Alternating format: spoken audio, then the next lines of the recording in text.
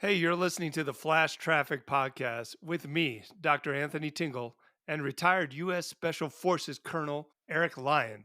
Each week, we discuss developments in modern conflict, the war in Ukraine, and military technology. In this episode, we talk about the peace process, Russian casualties, fake videos, and a whole lot more. Okay, let's go. Conflict, politics, military-industrial complex, technology, war.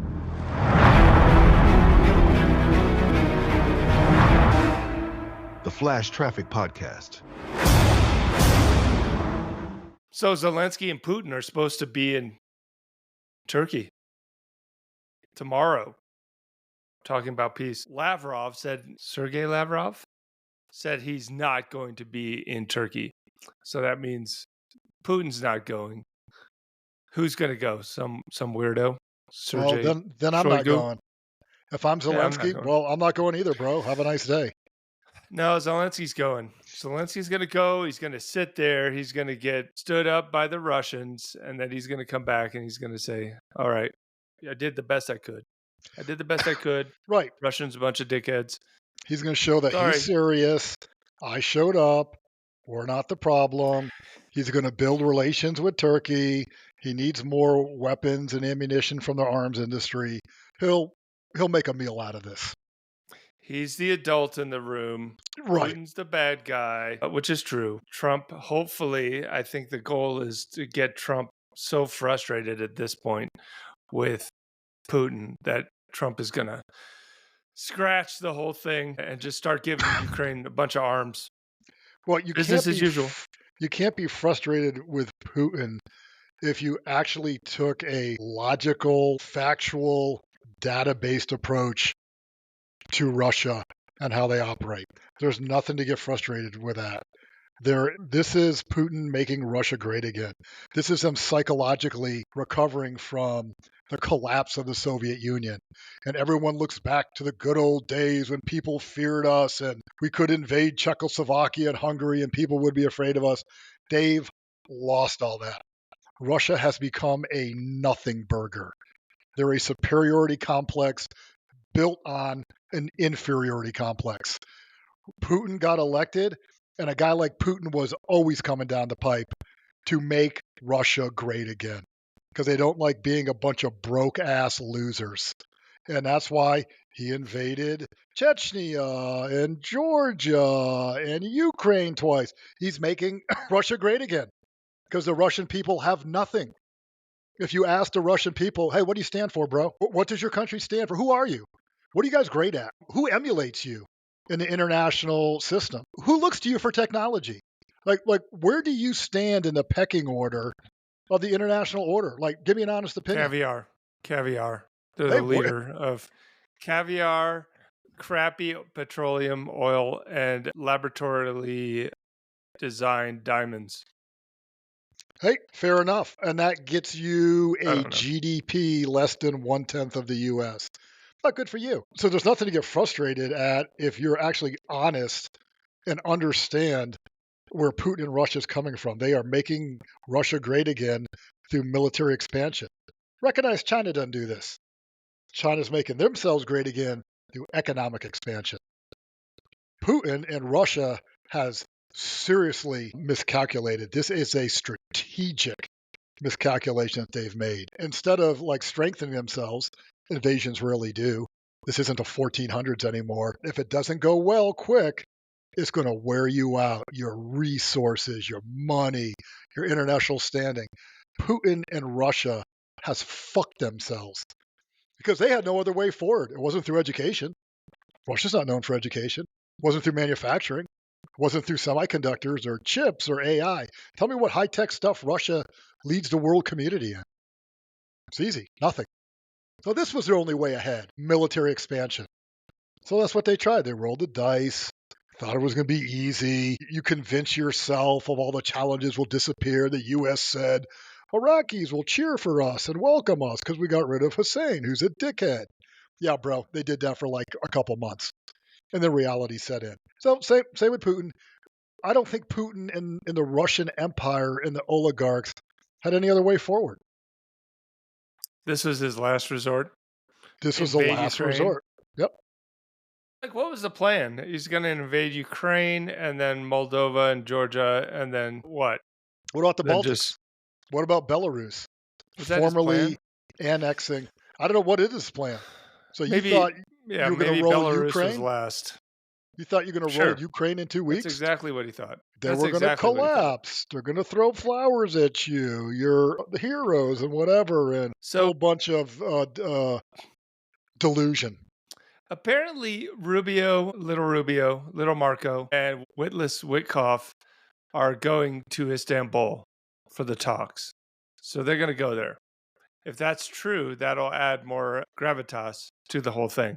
Who are they talking So, to? Gravitas with who are they talking to? If Putin isn't there and Lavrov isn't there because he's too busy, I don't know, right. selling gold on the black market from Africa, who are they there to talk to? Maybe it's going to be a surprise Russian guest. Maybe it's going to be Sergei Shoigu. Now that'd be interesting. I just want to make sure Witkoff uses a Russian interpreter. I just want to make sure he gets that protocol right. I don't think there's any story there. I mean, so What's no story here? the Witkoff not using a State Department translator when he speaks to Putin. Yeah, I you don't don't think. you don't do that. That's a breach. Okay, That's like well, using what's the problem with Signal. that? That's like What's the using problem with Signal to coordinate top secret military plans. It's a breach of security and protocol because you can't ensure what they're telling you is correct. Your own interpreter that you know who's a US citizen who gets their paycheck from you, they're going to honestly tell you what they told you. And also, they're going to tell you the environment. He said this. I felt like this. I didn't think he was being honest. Yeah. Or he used this word, but he meant this. This is using an interpreter 101. If anyone's ever used an interpreter, you do in special forces because you're in countries you don't speak the Mhm. language, you Yes. use your own interpreter. That's like trying to explain to someone, like you use secure systems to talk about top secret shit. This isn't up for discussion. This is common fucking sense. You Yeah. don't go into the fucking Kremlin and use their interpreter when you have your own interpreters available who can verify what's being said truthfully and Mhm. honestly. And Yeah. also, when you get back and you try to reconstruct the conversation, you got another set of eyes and ears and a human who was there can help verify how the conversation goes. This is Yeah. only two national leaders talking about the biggest war on the planet, and you want to short dick it, and you think that's a good idea. I don't, bro. You do have a point. I think your only valid point in this Dude, this is situation State is Department 101, dude. the only valid point I think that you have is somebody there to record what was actually said or to remember what was actually said. But the Russians can dispute that anyways if they wanted to. If Okay, Witkoff and Putin agreed much upon harder to something, do. If you got okay, a State Department employee who's a U.S. citizen with clearances, it's like, yeah, bullshit. We didn't agree to that. They didn't why even do the mention that. Russians care? Why does Putin care? If he's Putin is going to talk to Witkoff and say, "Yeah, we'll stop the war, 30-day ceasefire." And then Witkoff comes back and tells the press what he heard. And then Putin says, I didn't say that. What does Putin care about? Oh, Witkoff and some interpreter at the State Department is calling me out. It's I another still don't care. level of I still don't care. verification. It's professionalism. It's attention to detail. It's taking world events seriously, not shooting from the hip like you run a bunch of fucking apartment buildings and you don't know what the fuck you're doing on your daily job. I guess that's just the difference. I don't think it's that big a deal. I think this is blown out of proportion. Yeah, you're a Russian apologist. Of course you don't. I too have used interpreters, and I found that a lot of times it's actually worse. But the guys Your example interpreting for falls flat. Putin, Your example has no example, no relation to what we're talking about right now. if Putin has an interpreter, there's an interpreter in the room changing Russian into English. Whatever the Russians want you to know, they're going to, they're going to tell you. And I don't think Yeah, that think it would be kind another of valuable for eh, a dude to tell you, yeah, Putin didn't just say that, bro. This is what he said. If Putin or the Russians want you to know something or feel something or interpret it in a certain way, they're gonna present it like that. They're not trying to what like is this 3D chess where they're gonna say something and then they want your interpreter to interpret it one way and then they mean the other thing. I don't know. I think it's way blown out of proportion. So you think international affairs, international communications, national leaders meeting with national leaders with nuclear weapons, you think it's like a bunch of kids playing marbles at recess, picking their nose and telling fart jokes. Like that's how you think that kind of discourse should go. I think That's my takeaway. I think Witkoff should use a State Department interpreter. I think that's No, protocol. no, no. But the fact that he did not, I don't think that is a huge deal like they're It's making out to almost be. actually like there's reasons that you have your own interpreter. It's almost like someone figured this out like 200 years ago. It's almost like that. I don't think it's as big a deal. And besides, Trump got burned with having other Russian speaking people in the room. Remember, his first impeachment was based off of things that other interpreters and Russian speakers in the room, when he was speaking with Zelensky, testified against Trump. So if I was the Trump administration, I would say, screw everybody. Nobody's going to be in the room except me, Putin, and the Right, Russian because we don't interpreter. want them to reveal our criminality and or stupidity and Yes, or exactly. rolling over as a Exactly. Kremlin meat puppet. If Okay, right. And that's exactly. why you would, because then that's covering up what you said or Yes, didn't say. yes, and that's So it's if I were the tr intentional. So it's yes, intentional. yes. If I were the So Trump administration, I would not have any outside interpreters or strap hangers in the room listening to my conversation with Putin. I would just have me, Putin, and one Russian English so speaking you can interpreter. get played and continue to be a Russian meat puppet. Oh, I Yes. get that aspect of it. I got you. Yeah. Absolutely the opposite track I would do. But that lends evidence that Witkoff is a Putin nut hugger, and he's just a good little boy and does what Uncle Vlad tells him to do. Yeah, go back and run your apartments in Florida, bro. Like let the adults have a conversation. Like you're not one of them. Well, I think the problem, and this is pretty obvious, is that the Trump administration no longer relies on the bureaucratic experts. They don't trust Correct. them. Correct. Trump was burned by all the bureaucratic talking heads. You mean he burned himself? Sure, but he doesn't trust them because the It's like the it's like bureaucracy the it's just like the tells him no. It's like the police catching me robbing a 7-Eleven. Those damn police. I can't believe they stopped me from robbing a 7. No, no, no, bro. You're at fault. You Yeah, robbed the just 7-Eleven. You're the cause of your own problems. well, just don't have a if you're the president, just don't have any police. That's what he's doing. He's just getting he's just getting rid of the police. I'll grab the Dippin' Dots and run out of the store. See ya. Okay, sure. Why not? Do you want to talk about casualties? Yeah, let's talk about casualties. I'm going to continue to beat a dead horse or a dead donkey, as it were. Why not? Okay. War Weave Wednesday. Looking at, again, estimated casualties for yesterday 2 tanks. Dose. 2. Really? On a 1,000-kilometer flat, 20 clicks deep. 2.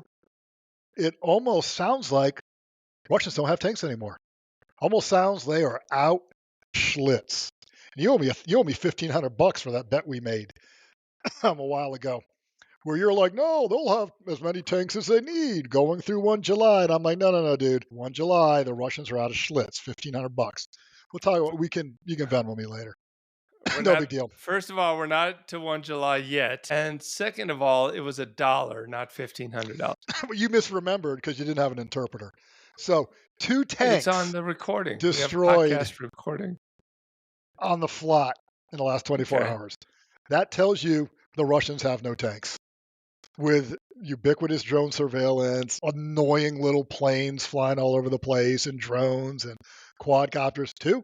All you could find was 2? The Russians are out of tanks. Tank warfare is dead in Donbass, where they peer and near peer fighting each other. Small Soviet army fighting a big Soviet army. Tank warfare is dead, bro. It's over. Anyone who says anything other and comes up with nonsense. Our Bradley scouts would clear them away. Our little EW gun that will shoot into the air will save us. No, it won't, bro. The tank is dead. Accept it You think the and move on. Russians you think the Russians are saving up for an assault like the summer offensive season? You think they're just saving tanks? I say no, only because what have we seen for the past 3+ years? Use everything you got as soon as you got it. As soon as you got it, throw it into the lines. Yeah, maybe you save up for a week or two and you see, 8 tanks going towards the flat. Okay. But for 3+ years, as soon as they got it, they expend it. Maneuver warfare is over. The tank is over. They're out of tanks. They don't have any more. It's irrelevant. Stop thinking like anyone who sends tanks to Ukraine is got their head up their ass. They don't get you anything. They're merely a drone magnet. They cost a lot of money. They cost a lot of maintenance, and it gets you nothing. Tanks aren't destroyed by tanks anymore. Destroyed by drones. Tanks aren't a breakthrough weapon anymore. It's not World War One. The tanks are going over the top, and no one can stop us. That's over, bro. They're not a breakthrough weapon anymore. That doesn't work. That concept doesn't work anymore. And tanks don't destroy tanks anymore. And tanks don't destroy anything else anymore. Not when you can have some asshat in an apartment building with a javelin, drinking a cup of coffee, waiting for some dude to drive a tank within 2 miles of him. Oh, bro, look, I'm going to take out this tank. Put it on shoulder, aim, get confirmation, press button. Oh, tank destroyed. I'm going to go have another cup of coffee. Tank is No, dead. they can just use an FPV drone for that. But European countries are still sending tanks. They're still sending They shouldn't. tanks Strategic to error. Strategic error. They get you nothing.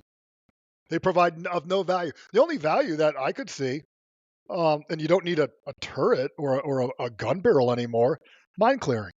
You just need a heavy hunk of junk to put your heavy rollers in the front to try to blow up a minefield. And Ukrainians are just going to drop a minefield right behind you with artillery rounds. Scatterable mines. They're like, okay. or just Tank is drones, heavy dead. drones. Drones will come by and Tank has no drop some utility. landmines right there. If Europeans, What should excuse they me, be if sending? Europeans are sending tanks to Ukraine still, armored fighting vehicles that are half the weight, wheeled, and much less expensive, they're going to get hit. There's no driving around in a Ukrainian sunflower field where you can see around you for 10 miles in every direction. You think you're not getting hit? You think you're not getting observed? You're going to get whacked, bro. So I think you need to make that as least expensive as possible. Protect guys inside. Have some kind of anti-armor weapon system. I don't know, 40 millimeter cannon. Like the Swedish have like the perfect infantry fighting vehicle. Things the bomb. But it's not 5 mil. Cheaper, lighter, understand they're getting whacked. So why have them at all if you know they're going to get hit and they're Well, okay, well then drive around in a Chinese golf cart. Then take that mentality. You're going to get observed. You're going to get hit. Now, to up until now, the world has not developed effective counter UAS capability. But where is it? Where is that? Back and forth. Well, I do ubiquitous drone warfare. Well, look, I got the amazing EW anti-drone device. Where is that? Really good counter drone system that balances this out. I don't think we have it yet. I don't think we'll ever have it in the near term until lasers come along. Now here's another thing. So I'm just reading off these. Okay, 2 tanks. They're dead. They don't work anymore. Anyone who still thinks they are living like in an age of 40 years ago. You haven't been paying attention. You're delusional. You wish this all away because it's inconvenient. Armored fighting vehicles. 14. Really? 14? Okay. 1,000-kilometer flat. 20 clicks deep. 14. Have a nice day. I would get off the tanks. I would use the AFVs. They're cheaper, less maintenance intensive. I'd make them wheeled. I wouldn't have a tracked vehicle doing anything for what? So I can drive through the mud. Yeah, it's not worth the maintenance and the cost, bro. So, but if I'm looking at this, Russians, your mechanized warfare is done. You've been clowned. Ukraine has pulled your hoe card with ubiquitous drone warfare. All it is a drone magnet. It's a money suck. And actually, Ukraine wants them to keep doing this. Ukraine wants Russia to keep making these expensive armored vehicles because they think they're in World War II still, and that's going to drain their economy. Good for Ukraine, but Russia can't even pony up anymore. Running out of Schlitz, dude. 1 July is going to be a ghost town on the fly. Motorcycles, dirt bikes, and golf carts. That's what we're doing. Do you think at 1 July, do you think they'll just go to ground? I'm just watching when they go to the defense. I want Could. to know when Russia goes to the defense. They're Now, talking this is about it. what, yeah, Yeah, yeah, go ahead. they were talking about a Russian, getting ready for the Russian summer offensive in the Donbas, in the eastern part of the. But nobody knows for sure. If they knew, they So would just what's it going to attack them look now. like? I don't know. You got jetpacks, bro? So what's your offensive going to look Motorcycles, like? Yeah, do you have something new piece of equipment like humanity's not aware of? 3,000 Okay, motorcycles, 3,000 motorcycles all at once. they Don't are going to stop. do that. They are Don't going to do stop. that. Yes, they are going to do that. If I can continue here, can I Go continue on ahead. this, or you want? Yeah. Okay, Go I know ahead. this is very telling. 48 artillery systems. 48. That's what Ukraine is whacking. That's what is out of, I don't know, out of parity. That's at that rate. That's 1,440 artillery systems a month. Not sustainable. Our tanks are done. Armored fighting vehicles are done as a turkey dinner. Artillery's next. I'm not sure what artillery brings to the table right now. It's mostly North Korean. Artillery is mostly North Korean. Russia's incapable of sourcing their own artillery and their supply chain needs. Artillery is well in the sights of the Ukrainians. And as that flot gets extended, 20 clicks back, how far does your Russian artillery hit? If you got to be 20 clicks back before you can even hit the trench line, how deep are your fires going to be? Not much. And also, Russians, you're drone bait, bro. Artillery is drone bait. You have a towed artillery piece. Oh, it's like we're fighting the Battle of Kursk again in 1943. Okay, bro. You are drone bait. And that's why you hear no discussions at all anywhere about Russian artillery anymore. It's not discussed. It's not brought up. You may see a couple random videos of them getting whacked by the Ukrainians because Russian artillery at this point is a non-starter. They've been so attrited, and they've used so much of the old pulled wheeled artillery like Civil War. You're a target, dude. Anyways, and then 3, anti-aircraft weapon systems. 3. That's a lot for air defense artillery. Expensive systems. There's no air defense artillery systems that are cheap. They're all technologically advanced in radar and missiles. They're expensive. They whack 3 in a day. Hitting air defense is more important than hitting tanks and infantry fighting vehicles. But that's why we've seen kind of some of this limited proliferation of Ukrainian, CAS and aircraft attacks because the Russian air defense has been so degraded. They can now, bomb them in the field. And I'll close off with, well, almost 126 trucks and cars whacked. Yeah, because that's what they're using. Cars, SUVs, scooters. Yeah, that's what your war is now. It's like getting everything out of the parking lot of Walmart. Go attack the flot with the Walmart parking lot. Okay. Anyways, and then 1,240 losses. So they're taking what 12 to 1,300 losses a day. That casualty rate hasn't gone down. We're not at the 2,000 per day level, but we're at that steady state 12, 1,300. I'll get you what 450,000 casualties a year. But the flat is still deadly for infantry. So that's a lot of bodies to replace every year. So Anyways, let me ask you this. This is the real question in my mind. If I agree on your assessment that Russia is running out of everything.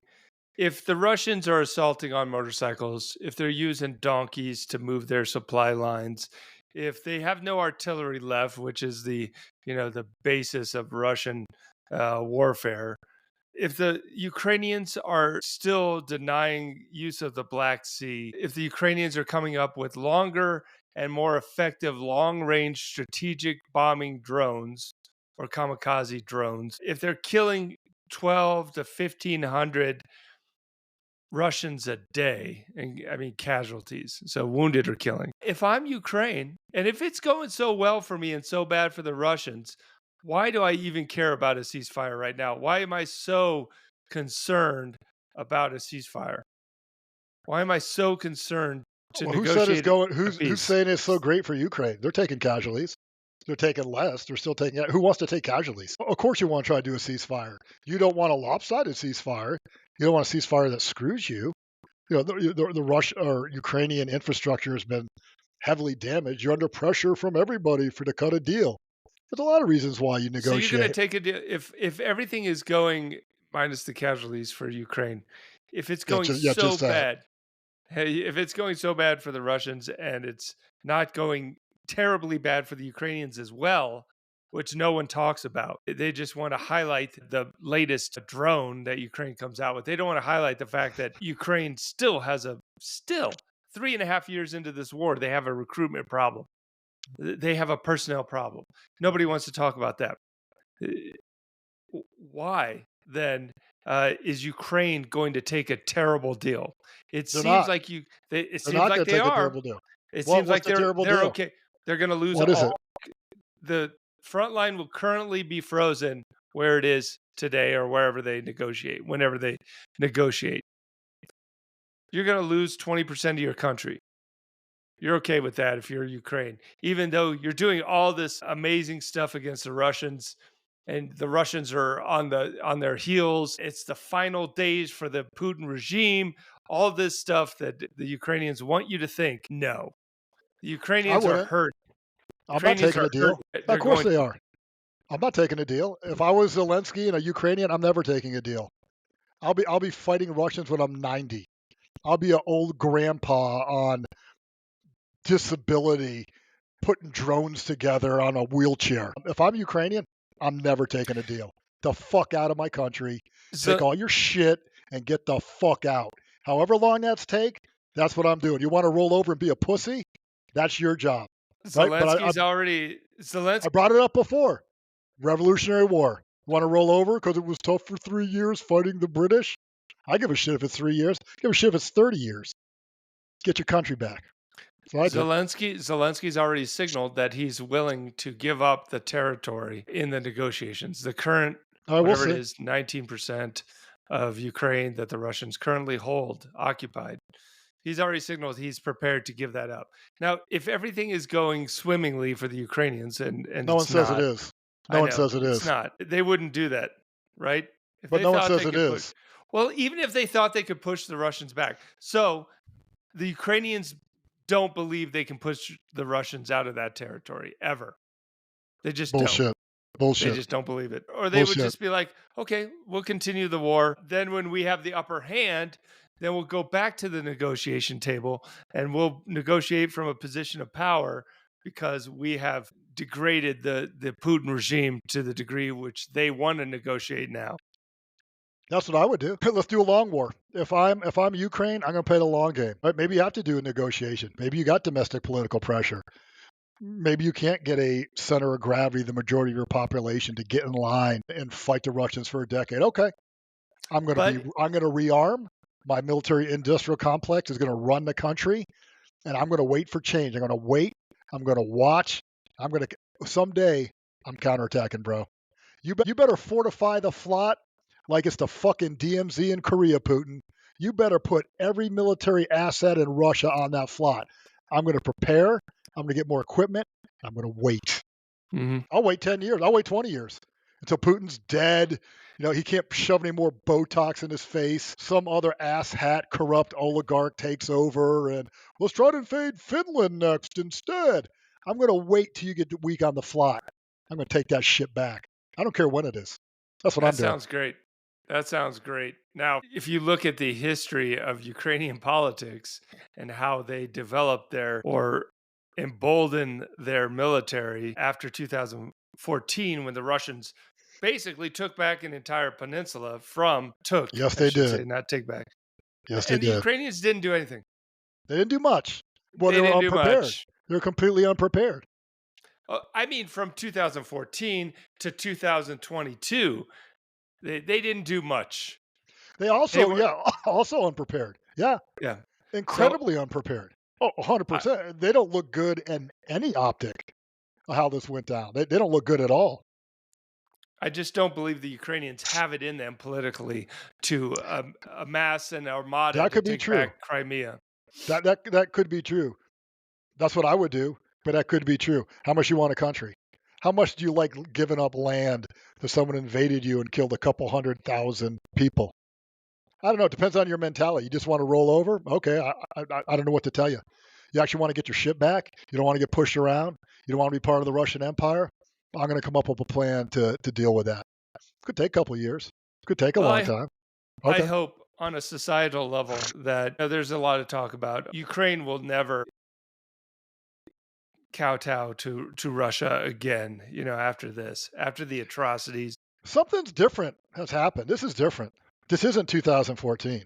Sure, This is much different. sure.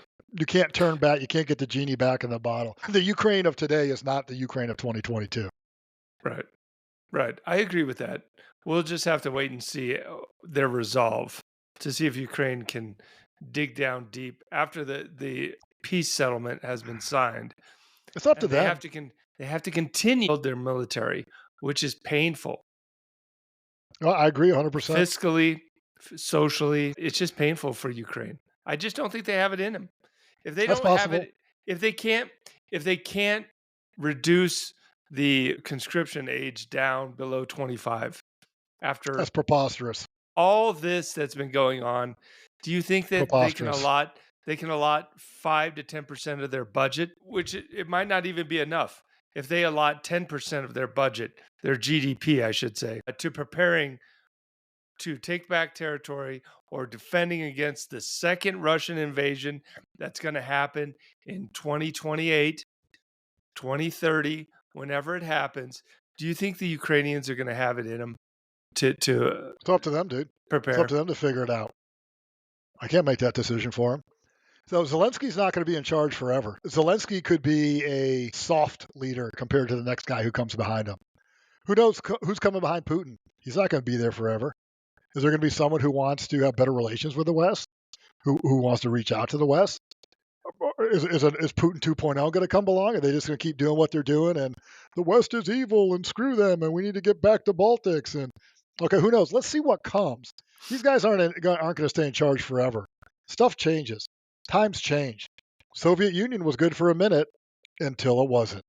The Putin regime and their Empire 2.0, yeah, they may be riding high here for a minute.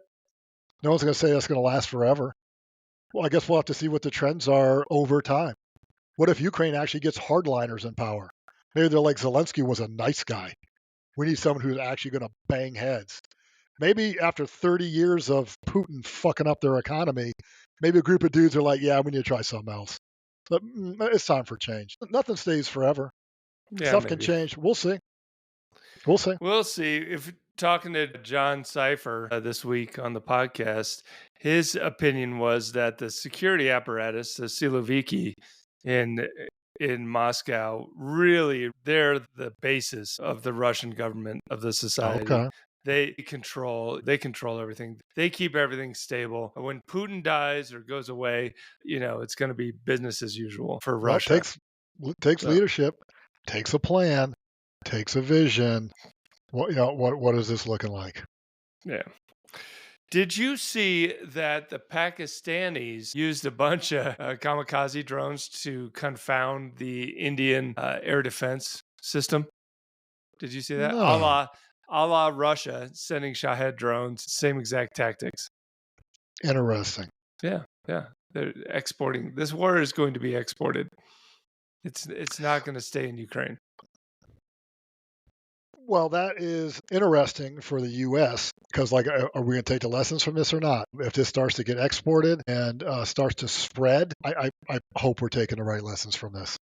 Like, if you think this is going to just get walled off inside Ukraine and no one will ever pick this up, and it's like a regionally, contained phenomena, okay, I think you're deluding yourself. But this is interesting.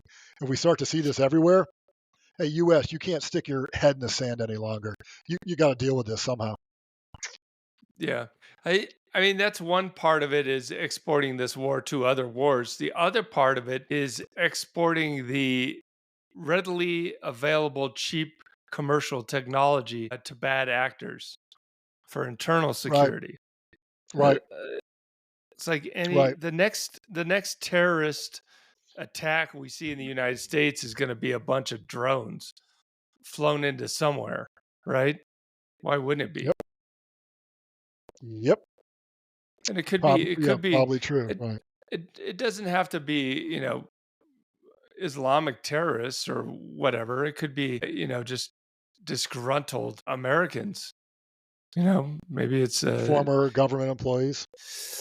maybe instead of going and shooting up a mall, maybe you just fly a bunch of drones in there and blow everything up. Certainly possible. I wouldn't wish it away. I'd be prepared for it. There's not going to be a lot that anybody can do about it except outlaw small drones. Right. There's millions in the United States already, so it'd be like gun It's control. hard. Yeah, hard for me to think you're going to put the genie back in the bottle on that. No, it'll be like the Second Amendment with guns. You can't take away our drones. We're gonna have to have Huh, a amendment to add drones. You can't touch our drone. It's a Second Amendment right to have bear arms, even if those arms are little Chinese quadcopters. I think check. we, yeah, we've really You want to see a really fun hit the fact? Want to wall. hear a fun fact? Want to I hear a do. fun fact? Yes, May please. 11th, Ukraine hit the headquarters of the 40th Separate Guards Marine Brigade. And, oh God, why do I have to pronounce this word? Rylsk, Rylsk. According to reports, the deputy commander of the brigade was killed in the attack. Obviously, they're using some kind of pre-existing structure, kind of like a building complex in the middle of open fields. I'm like, man, you're just setting yourself up for a hit.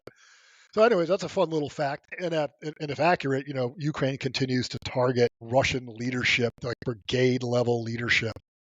And the Russian army is infamous for not knowing what to do without its most senior leadership telling exactly what to do. Like, there's no initiative. I don't think it's senior leadership. I think that's the Soviet model. It goes all the way down to the platoon level. The platoon, the company, the battalion. The only one that knows what's going on is the commander. He's the only one that has a map to the objective. He's the only one that knows what we're going to do on the objective. I don't think it's senior level. I think it's just Soviet leadership style in general. These Russians have a big dumpster, like a local waste removal company dropped off a big green dumpster. And all these dudes are like removing the rubble from this building that just got struck and throwing it into the dumpster. Like, oh, life goes on. What did they use to hit the building? Do you know? I don't have a good answer, but I'm going to tell you it was something big. The building is, I'm going to say the building's destroyed. Half of it caved in, not a window left, something big. How far away was it from the flot? I don't know. Where's Rylsk? All right, I'm going to the map. Is it inside Russia? I don't know. I've People, never heard of it. people going to, how do you not know, dude? You live there. Reals? How do you not know the geography around the region? I didn't live in Ukraine. Okay, let's see. Freaking Google Earth. God bless. How do these guys make any money? Things dysfunctional. Is my stuff going in? Here we go. Rylsk, Kursk Oblast. Okay. By the way, there's a Rylsk in Poland, so let's not get confused. Oh, they're right across the border. Well, it looks pretty. A lot of farmland. Yeah, smart guys could probably look at that building instantly and geolocate it. Kind of a big building by itself in a rural setting. Smart guys probably already like, yeah, we know exactly where that building is. Across the border in Kursk. Interesting. So that was the Russian headquarters. Oh, Supposedly a brigade headquarters. That's a juicy target. And I'm sure that's not the Ukrainians getting that, I suspect. That's Western intel doing a signals intercept and like, hey, dude, a lot of traffic coming out of this building, which meets the template of a command and control node.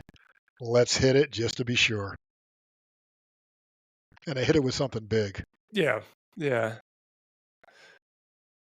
I mean that It thing looks to be is. 19 miles from the Ukrainian border. Oh, you just beat me to it, bro. I was going to do miles. Let's see what it says. Yeah, So 19 miles from the flot. you can easily hit that with HIMARS. I mean, you could hit Yeah. that with Storm Shadow. You could hit it with HIMARS. You could hit that with the Ukrainian F-16 with a glide bomb. 19 miles. But A like lot you of said options. before it, yeah, and you're right. The FLOT has been expanded so much. It's not just the range of your bullets and artillery. The dudes are almost 20 miles from the FLOT. Okay, if we can find you, we're going to hit you. Let's finish on this because I think I didn't send you this video, but I bet you've seen it the last couple of days. So, Russians, no, I did send you this video. I'll put it in the show notes. Russians on a bridge in the Kursk region, and they're videoing something. I don't know, dude fishing off the bridge. Bunch of Russian soldiers, and here comes a HIMARS strike right on them. Have you seen that video? Yeah, that was the perfect target. I There's I there's a almost think it partially was fake. destroyed bridge. I almost think Okay, it was fake because I feel like the HIMARS should have done more damage. Like the if it hits explosion that looked real. bridge, it did. It did. I'll put in the show notes. The listeners can decide for themselves whether it was real. I just feel like if you're on a bridge that big, and the bridge was probably 30 feet wide, maybe, and that gets hit with a HIMARS missile, I feel like you wouldn't be recording it, you'd be dead. So the guy that was recording it gets the initial explosion, some secondary explosion, but then he's still recording it. And he seems like he's really close to the explosion. I just feel I like he'd be dead. I thought the narrative was different. I thought they said that the cell phone was recovered, like found on the ground and recovered, uh, because the phone Doesn't like seem like falls on that. the ground. The phone Yeah. falls on the ground at the explosion. It's like sitting on the ground. Okay, I may be wrong. I thought the guy picks it back up and keeps recording, starts Oh, moving the okay. phone around. I could be wrong. I'll look at the video again. I just thought, with all the deep fake videos that are starting to come out now, you never know. You just can't. The good old days, like 2 years ago, of being able to trust all the videos coming out of Ukraine, well, that's gone. You can't trust it anymore.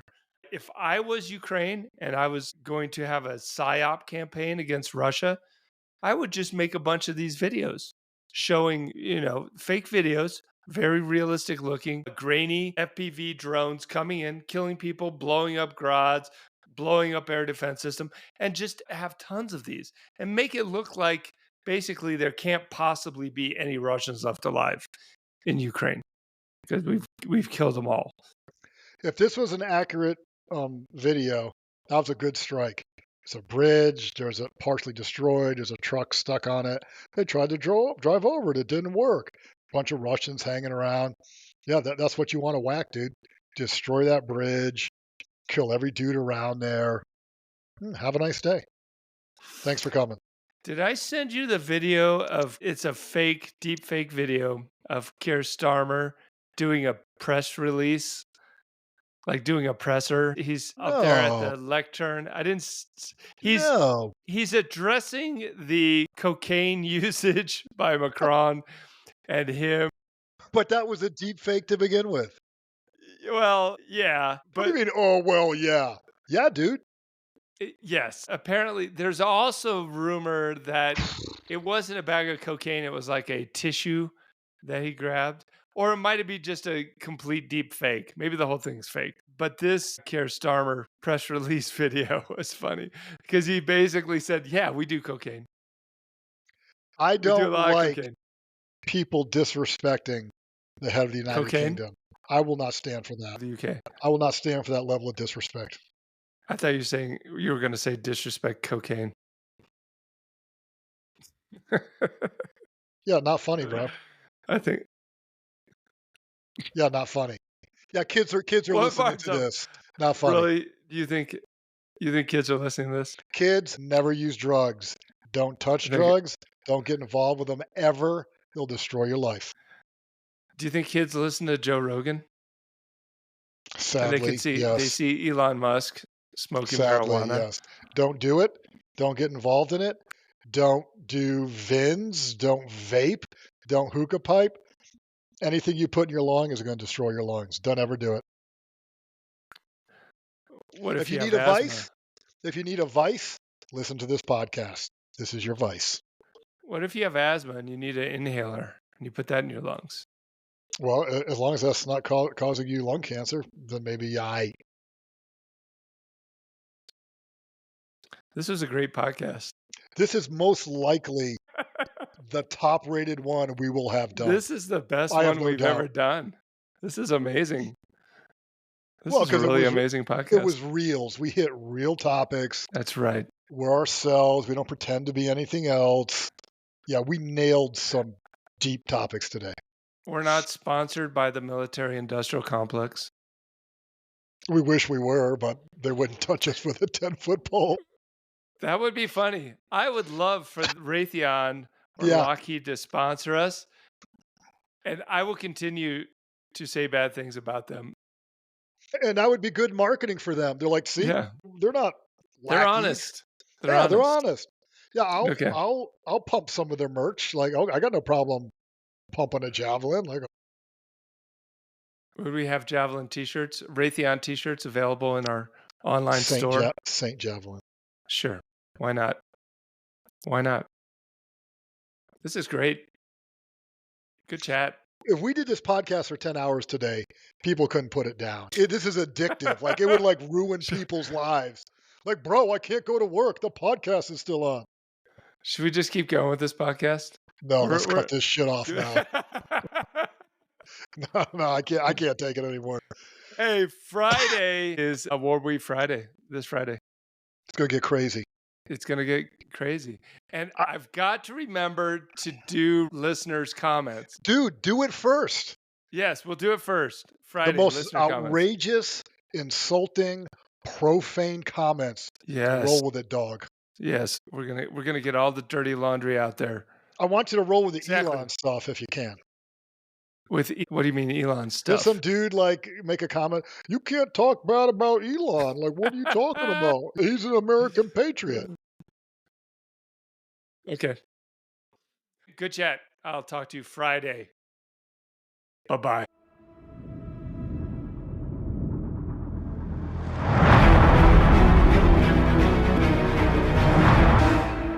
The Flash Traffic Podcast.